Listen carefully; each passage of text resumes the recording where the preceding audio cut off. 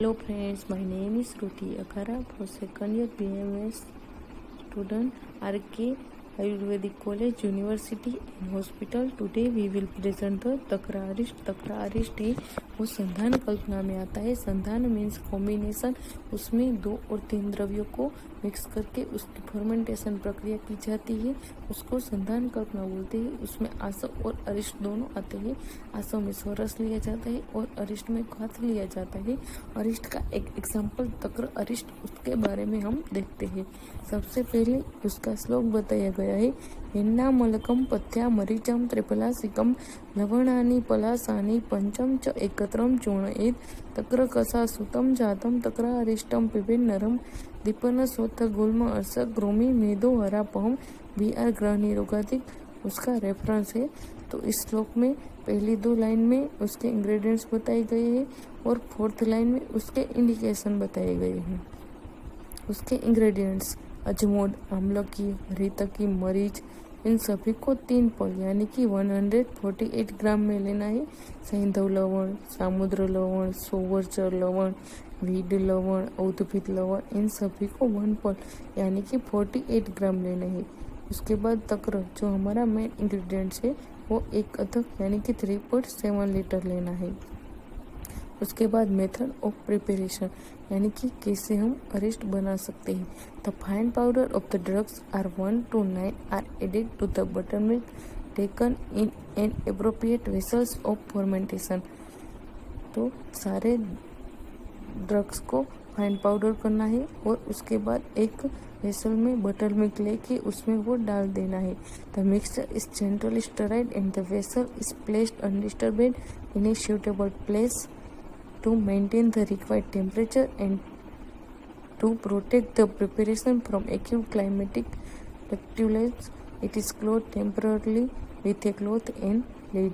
उसके बाद उस मिक्सचर को हिलाना है और उसको ऐसी जगह पे रखना है वहाँ suitable place हो और required temperature हो और उसके बाद उसको एक क्लॉथ से ढक देना है.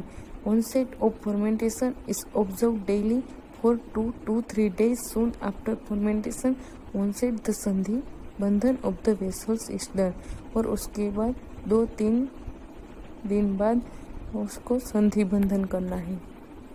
Fermentation time period is different according to season. It usually takes 3 to 8 days for completion of fermentation.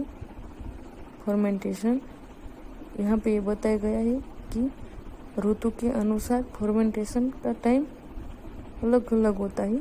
Minimum 3 और मैक्सिमम 8. ग्रीष्म और शरद ऋतु में 3 डेज, वर्षा ऋतु में 4 डेज, वसंत ऋतु में 6 डेज, विंटर सीजन में 8 days. The symptoms of fermentation completion are looked for and after confirming them through all the classical guidelines the preparation is found out.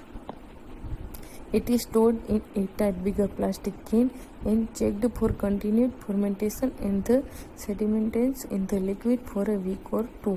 उसके बाद उसको एक बड़े प्लास्टिक के कैन में डालना है और उसका फर्मेंटेशन करना है.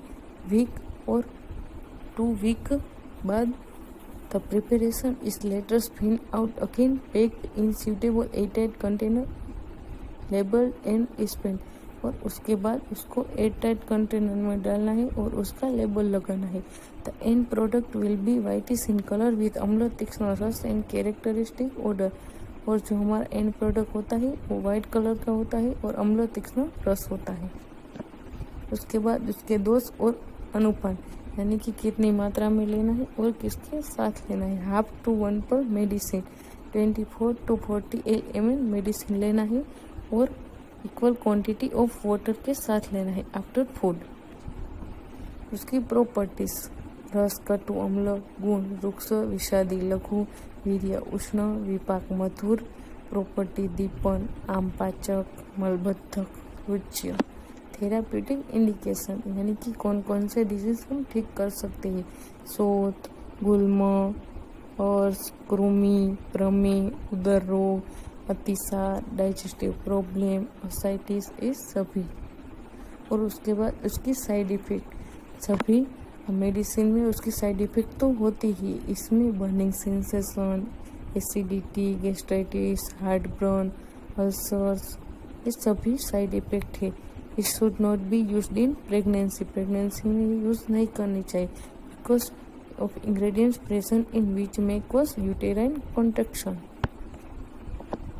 ये उसका एक बोतल, उसका एक एग्जाम्पल है। तकरा अरिस्ट है, वो इस तरह की बाजार में मिलती है, तरह तरह की कंपनी की मिल जाती है। तो यहाँ पे हमारा तकरा अरिस्ट का सेशन ख़त्म होता है। Thank you.